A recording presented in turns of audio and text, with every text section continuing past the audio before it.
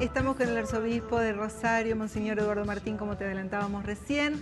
Vamos a hablar básicamente de, o en principio, del flagelo que nos azota en la actualidad, que tiene que ver con el narcotráfico, del que hablaron también en días pasados el candidato presidencial Scioli, la referente del PRO Gabriela Michetti, pero con el padre vamos a hablar de un convenio que se firmó entre la Iglesia y la Municipalidad justamente para centros de control de adictos. ¿Cómo le va, padre? ¿Qué tal? Buenas tardes. Gracias por venir, un gusto.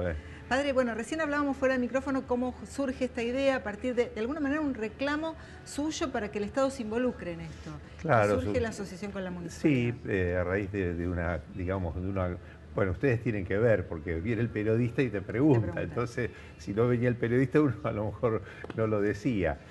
El padre Fabián había expresado esta falta de un abordaje integral. Estamos hablando de Fabián Belay. Fabián Belay, claro, sí. El padre que tiene a su cargo el delegado para la drogodependencia de la arquidiócesis, y además con una fundación que se dedica a recuperar adictos. Y bueno, por eso generó un diálogo muy interesante con el municipio, y a llegar a un acuerdo, digamos, en el cual el municipio contribuye materialmente al sostenimiento de centros de vida, los primeros 3 que van a comenzar a funcionar en breve, y después con la idea de otros más, ¿no?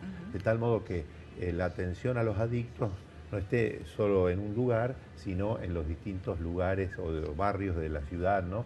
De tal modo que haya una cercanía con aquellas personas que tienen esa dificultad. Que haya un brazo extendido que los vaya a buscar de alguna manera. Eso es también lo que hace el padre Belay los miércoles a la noche, ¿no? También los miércoles a la noche, con un grupo de voluntarios, salen a ver las personas que están en situación de calle, muchas de ellas que padecen algún tipo de adicción. Entonces empiezan a entrar en un diálogo, primero a veces para llevar abrigo, para una bebida caliente o una comida, y después entrar en un diálogo y también la posibilidad de acercarlos a un proceso de recuperación. ¿Hacen falta voluntarios para esto? Y ciertamente, sí.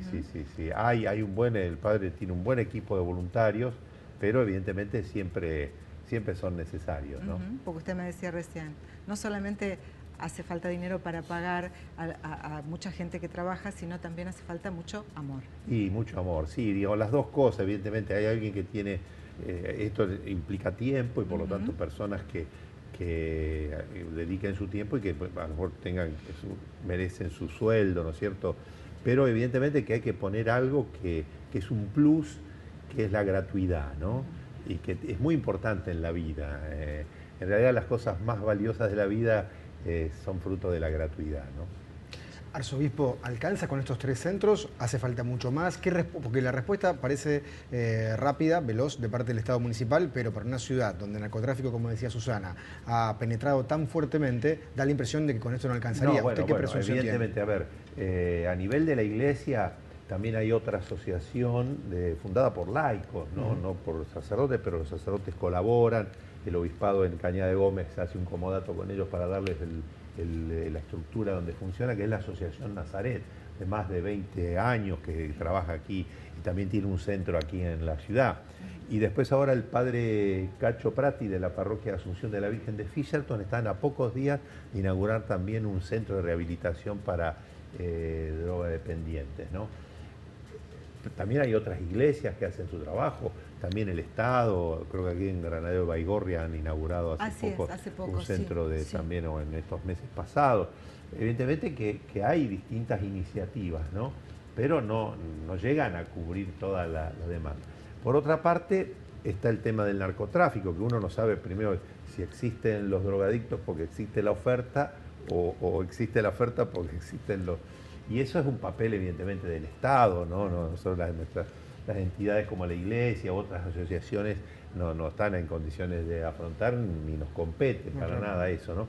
Pero también hay una gran tarea de prevención, que creo que aquí entra mucho que ver la educación, entra mucho que ver el ofrecer a los jóvenes ideales, digamos, de solidaridad, de trabajo por el bien común, ideales religiosos también, ciertamente, que serían los más fuertes, para que entonces una persona que está, digamos, con un ideal grande en su vida, está en una situación mucho más lejana de recurrir a la droga, porque muchas veces la droga es el vacío existencial, ¿no? O digamos, una cultura hedonista que dice, bueno, comamos y bebamos, que total mañana moriremos, ¿no? Es decir, total, que no hay más nada, digamos. Entonces acá hay que reventarlo todo ahora, hay que disfrutarlo ahora y entonces se recurre a eso. En los ambientes pobres, en cambio, muchas veces un modo de salir del sufrimiento, del dolor. Estas 3 casas que se abrirán han sido elegidas estratégicamente o por alguna o con la municipalidad. Claro, son zonas marginales. Son zonas marginales que era la idea que tenía el padre en la parroquia María Madre de Dios, en Itatí, en Las Flores, en Fátima, en esas 3 parroquias. Y después la idea también creo es otras 3 más para el año que viene, ¿no? Y es un convenio también sujeto a una evaluación, de tal modo que no sea simplemente que el municipio ayude materialmente y después se desentienda y la fundación haga o no haga nada, ¿no? Sino también que haya una devolución. Y también hablamos de reflotar las mesas barriales, donde se reconozcan los distintos actores sociales. Está el centro de salud, está el pastor evangélico, está el cura de la parroquia, está la directora de la escuela. Cuestión ecuménica. Claro, ¿y para qué? Porque el problema no tiene nombre religioso, sino problema humano, ¿no? Padre, se sabe que una de las principales consecuencias de la inundación del narcotráfico, de alguna manera, en algunos barrios de Rosario, es la violencia, justamente. Pero la violencia que está enquistada en la sociedad, independientemente de la clase social. Sí. Le pregunto, hablando de violencia, ¿qué piensa de la campaña con vistas al balotaje? ¡Qué pregunta! Y uno desearía una campaña donde se propongan más ideas y no tantas acusaciones, ¿no? Yo creo que si bien, evidentemente en el fragor de la lucha a veces puede haber fricciones o mensajes duros o fuertes, pero me parece que hay que, en algunos ámbitos, por ejemplo, anoche escuchaba, eran economistas, ¿no? Bueno, era más racional el debate, ¿no? Era más algo de ideas. De ideas, digamos, ¿no? Que se proponían. Entonces, creo que los candidatos tienen que ofrecer su plan, su diseño general, qué es lo que ofrecen para mejorar la vida de la sociedad, y no tanto, digamos, solo las acusaciones, ¿no? Porque, digamos, el que no tenga pecado que tire la primera piedra, es decir, esto nadie... ¿Usted ha notado que se ha incrementado la crispación a partir de la segunda vuelta que es inminente? Y bueno, sí, evidentemente, ¿no? ¿Usted lo nota también? Digo, en la sociedad, no solamente entre los políticos. Sí, digamos, ahora ya estamos en una segunda etapa, después de las elecciones de la primera vuelta, ¿no? Y claro, no sé si tanto en la sociedad, pero a nivel de los que, digamos, llevan adelante las campañas, se ve que sí. Padre, lo llevo al Sínodo de Obispos que terminó hace unos días y, todo parece indicar que el Papa estaba como en un brete donde le toca desempeñar un papel histórico de bisagra, además por su propia personalidad, por sus propias ideas, y de alguna manera tiene una resistencia de un grupo de obispos que no quiere modificar el status quo. ¿Qué significa lo que finalmente salió? Que es la integración de los divorciados. Bueno, digamos, el sínodo, la palabra sínodo quiere decir caminar juntos. Evidentemente que caminar juntos a veces es más lento que caminar uno solo, ¿no? Yo puedo ir más rápido, si quiero ir de acá al obispado solo, voy caminando rápido.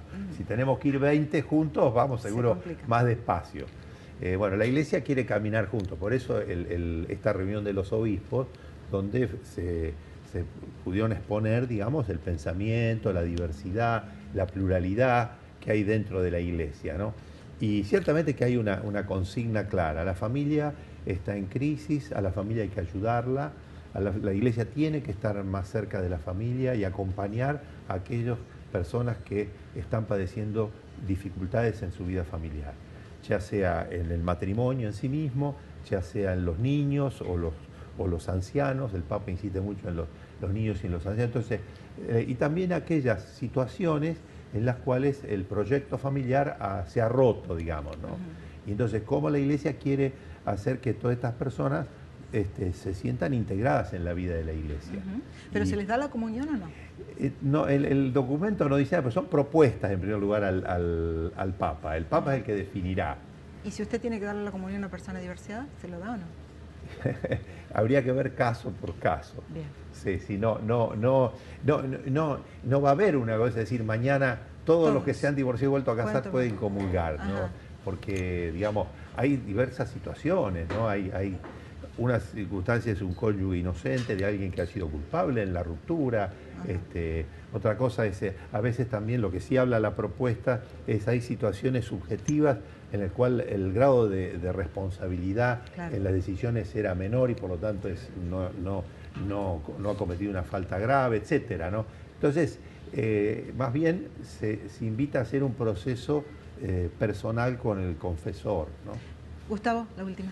Sí, respecto a lo que estaba mencionando, ¿usted cree que el Papa, más allá de los acercamientos que está intentando, por lo menos desde lo verbal, en ciertas situaciones, cree que puede dar un paso trascendente en algunos de estos temas?